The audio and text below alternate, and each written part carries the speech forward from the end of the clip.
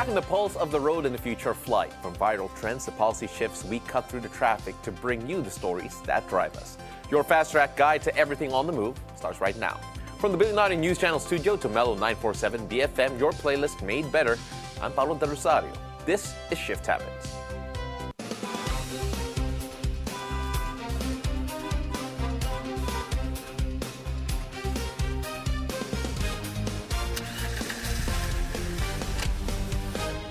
We begin the show with a rundown of the latest in mobility.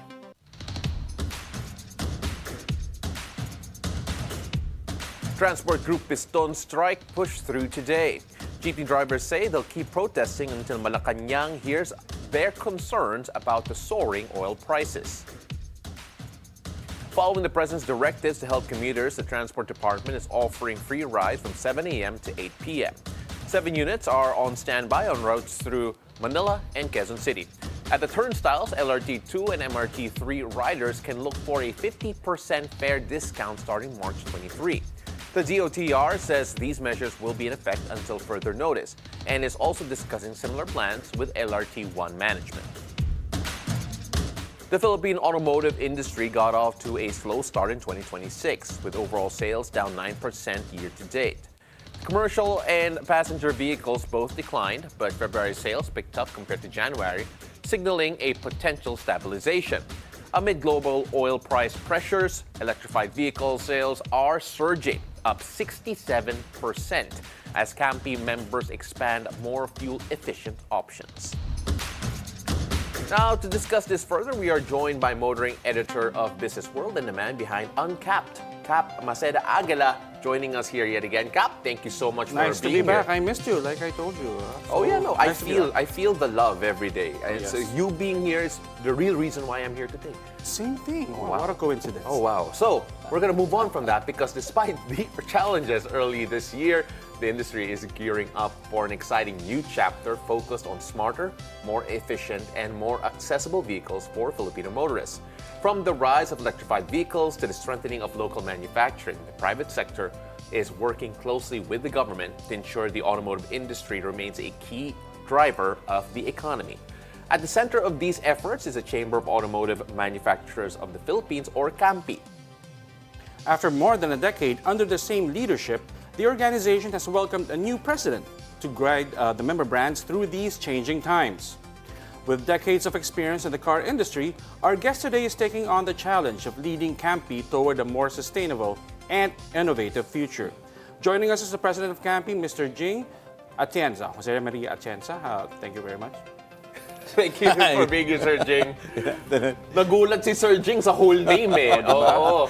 Please call me Jing. There you go. Call me Jing. And thank you for having CAMPI in your program. No, thank you so much for being here. Let's start off first with some of the numbers we mentioned a while ago. There has been a dip of sales back in January, February, a bit of a stabilization, but also a noticeable increase in electrified vehicles. Yes. Is it a surprise given the pressures we are seeing in terms of oil prices? But at the same time, the numbers I don't feel are reflective yet of the reaction from the conflict in the Middle East. You know, yes, there's been some increase, a big increase actually in sales of electrified vehicles. But this has been an ongoing trend since maybe 2 or 3 years ago. You know, maybe 3 or 4 years ago, it was around 1% of the total market. Now it's around 10%. No, it's rapid growth. Yeah. So far. So we are in a good place, and people are really accepting electrified vehicles. And it's, yes, as you said, very much relevant during these times. Well, we can also talk about the goals of CAMPI this year, 2026. Last year was a bit flat in growth, if I'm not mistaken, when it comes to car sales in general, automotive sales in general. Yes. So how does the organization plan to attack 2026? Yeah, of course, in general, we have a very healthy market in general. Of course, we started high last year, but it dropped a bit during the second half. But we see that we're on a good trend. Actually, February is on uptick from January, and it's actually on the same trend as the second half of last year. So we are in a good place in terms of demand in the market. All right, now, of course, everyone's talking about the Middle East crisis po. No? Yeah. So, how do you see this? We're really hoping and crossing our fingers that it doesn't it's not a protracted thing, Yeah. especially as it affects fuel prices. Now, I know that CAMPI has also been looking at a 500,000 unit target since last year, which we unfortunately didn't achieve. And I've spoken to you a number of times, and you are hoping that you will reach that number this year. How does this this whole thing, this whole drama, if you will, this global drama playing out in front of us, do you think this will affect that much coveted goal of yeah. reaching 500,000 units in sales? Yeah. Thank you for asking us. And surely there would be a big effect on industry. But again, depending on how long this would take. February, we're on pace. And actually, the only thing we can do now is monitor things. But if it stabilizes soon, then we will be right back on track. But for us, as CAMPI, we won't really be focusing on will we sell 500,000 or not. But during these times, it's a different focus, I guess, especially now, this month, is on how we as automotive companies can also help during these times of high oil prices. Yeah. The high oil prices obviously are affecting everyone. Yes, it will also yes. affect consumer goods sooner rather than later, I'm sure. When we look at the technology that we're seeing, though, so Yes, much yes. more electrified vehicles. We saw the Yeah. uptick specifically of electrified vehicles. Can we expect a further surge considering the crisis happening in the Middle East? We don't know when it will end. Some people are hoping that it will be shorter, but some are anticipating a longer conflict. Yeah. Do you feel that this is an opportunity, one, for those manufacturers with electrified lines, and at the same time, a challenge as well to help support that infrastructure-wise? Yeah. Of course, there's the market demand and there's the car companies supplying such vehicles. And we see that the market is ready for electrified vehicles. And we're happy that more and more car companies are coming in with their electrified vehicles. As I've said, it's very much relevant and it will continue to grow. But one thing also we saw is that in the past few years, even ICEs, no, let's call Yeah. them, small vehicles with small engines, they're also very fuel efficient. And in general, most of the vehicles in the market now would be a lot better in terms of fuel efficiency as compared to, let's say, 10 or 15 years ago. Yeah. So vehicles now are quite efficient, no? And then on top of that, we have those electrified vehicles, which would again would add choice, no, for customers or for the market, Philippine market. Okay, now I think it needs to be said that Jing is also the Executive Vice President of Toyota Motor Philippines, the country's #1 auto brand for, Yeah. is it 23 years now? I have to ask 24. Elvin. Okay, so It's growing kasi, Yeah. so Yeah, it's hard to because we- pinpoint that exact That's true. number. We thank That's true. customers for that. Yes. all right, so aside from that, because you alluded to electrified vehicles, they're also #1 in the sales of electrified Yeah. vehicles. So I think that Toyota is really looking at this also, this situation. Are you guys looking at this situation very keenly? I want to also say that yesterday we had a drive of electrified vehicles from Toyota and its luxury brand Lexus, Yeah. wherein they featured all sorts of electrified vehicles, from traditional hybrids to electrics. Yeah. So again, maybe this is the venue to discuss. Maybe is there now a shift, Yes. a more decided shift, or is there more incentive for people to shift? Do you see that as a behavioral phenomenon now? Surely now, at least for those people looking for new vehicles, would consider electrified. Yeah. Consider electrified. And now speaking for Toyota, we've increased our product lineup for both the Toyota brand and Lexus, and actually most of our vehicles in Lexus are already electrified. And we've seen how the market has accepted electrified vehicles.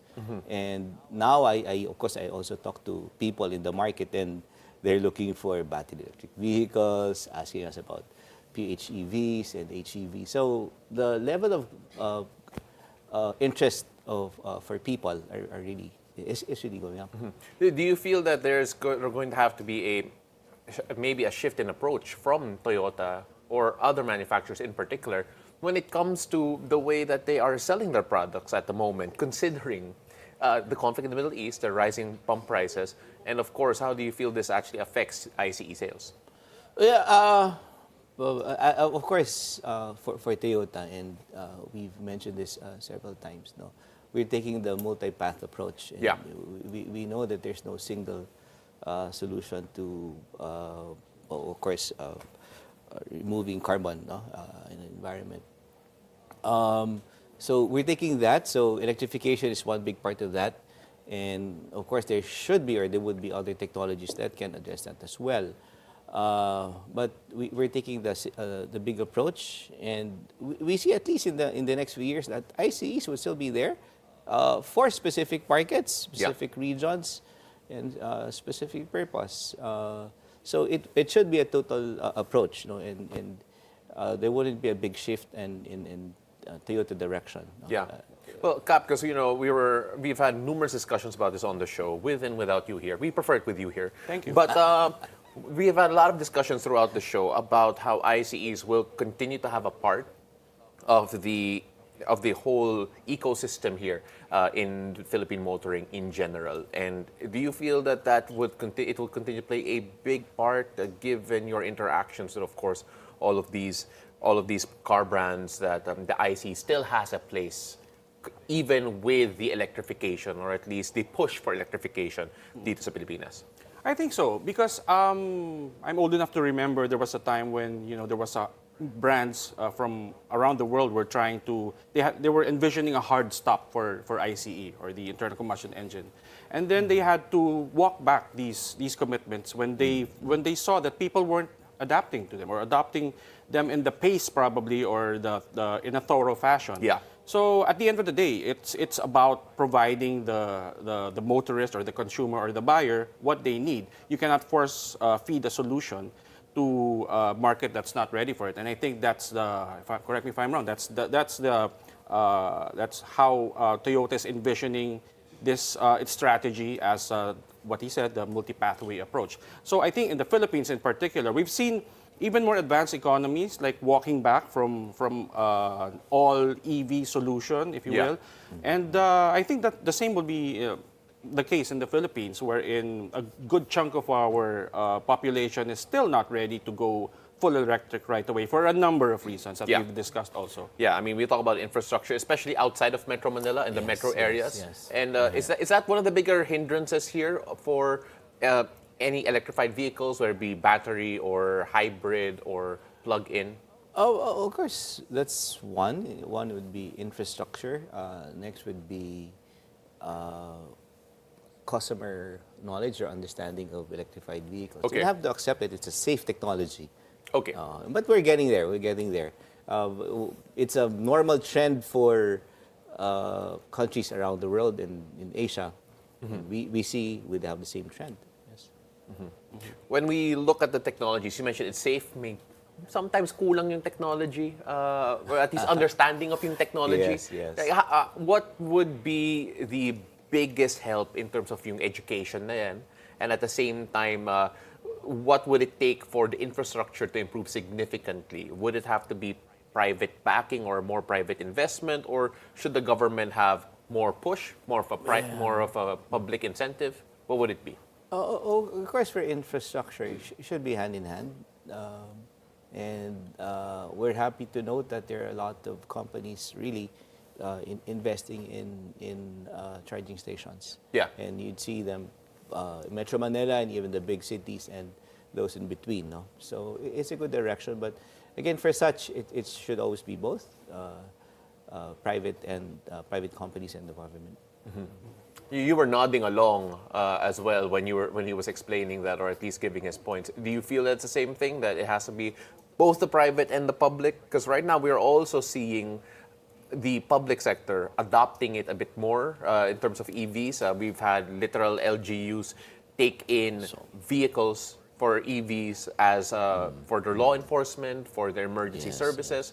Is this what you feel the right way to go? Yeah, I think it's a correct formula always when you have the government and private sector working hand in hand. One cannot, in the case of electric or electrified vehicles, it really cannot succeed without the sign-on of either of these entities. Like we've seen also how the government has through the years given friendlier policies to importers of electrified vehicles. Yeah. And stuff like that. So it can't really be a group project, though. That's what I'm saying. It cannot prosper without the sign-on of either. And it requires a group project that everyone contributes. Hindi yung mga, when you're in school, may isa na hindi nagko-contribute. Yung mga taga-present lang, mga ganon. Mga taga-cheer lang. mga Tulog taga-cheer lang sa classroom. Guilty. Guilty ako. I don't believe you, sir. All right, we're gonna take a short break. The harder questions come in right after this. Stay with us. We'll be back in a moment.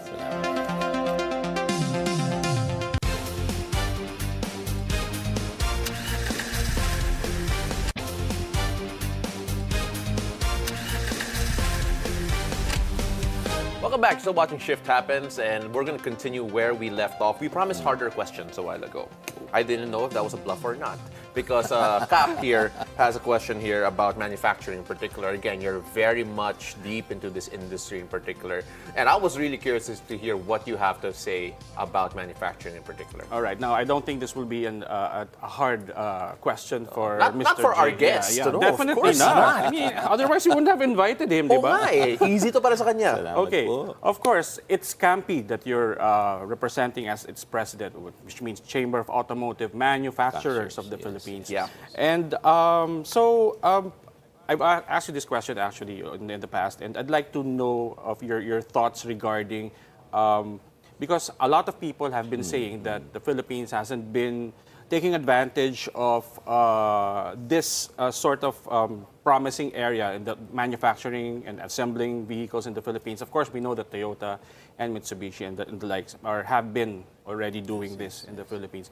But what do we? Is it even something to aspire to have increased manufacturing activities in the Philippines, which will of course redound in more jobs and opportunities for a lot of our countrymen?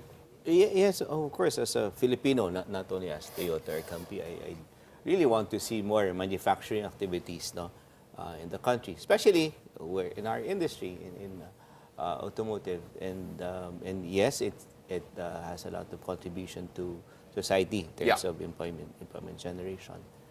And we'd like to see more manufacturing, actually.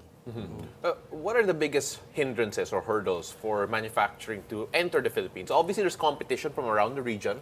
We can talk all about Vietnam, Thailand, and all of these other countries. But what are these stumbling blocks that you find? It all boils down to cost of manufacturing locally. And that's why we're so thankful to government when they had introduced the CARS program years back, and it really helped us in our Santa Rosa plant, especially for the Vios. Good thing that Toyota, despite the difficult market situation the last few years, the pandemic, changing excise tax, and we're able to contribute based on the program set by government. So similar programs would be very important from our experience. Something similar would really help.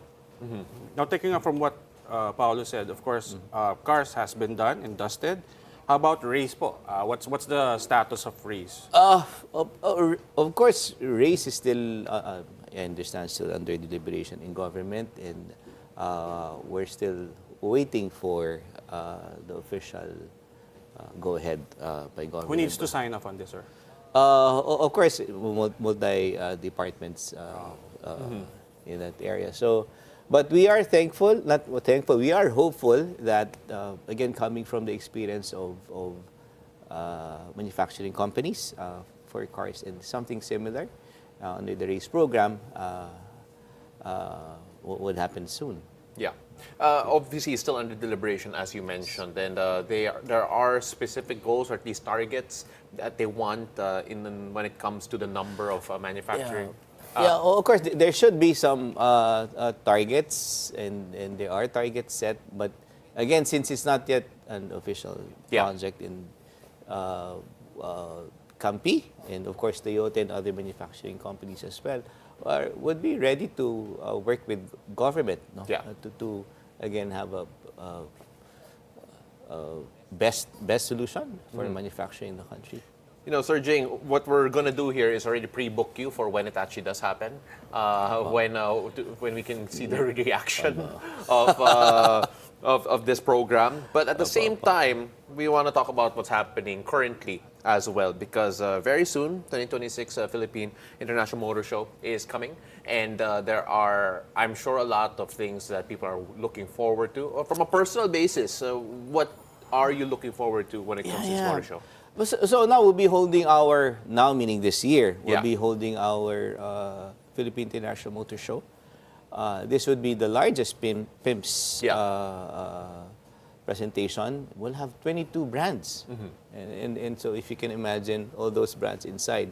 So we're thankful for most of the brands participating in this motor show. Yeah.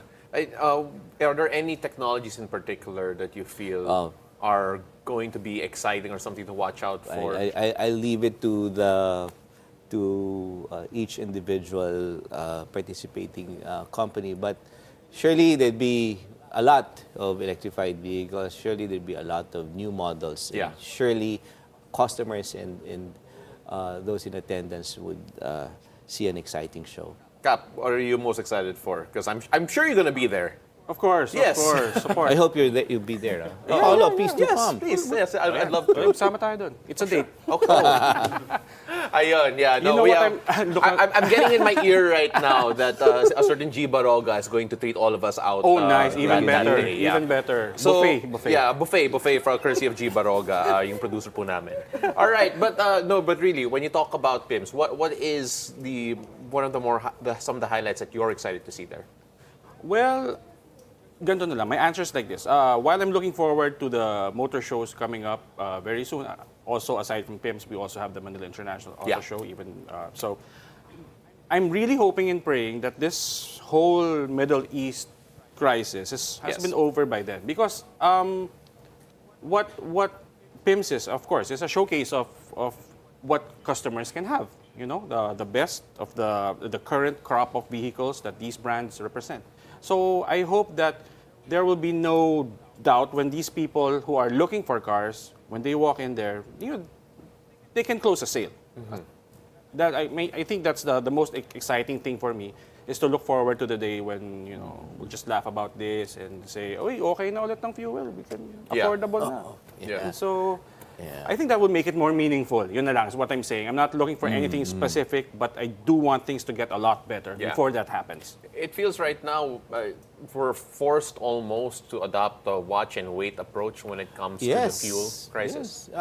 I guess everyone, big companies, small companies, households, will be thinking, hoping, I guess, I'm sure, hoping for quick resolution and normalization of activity.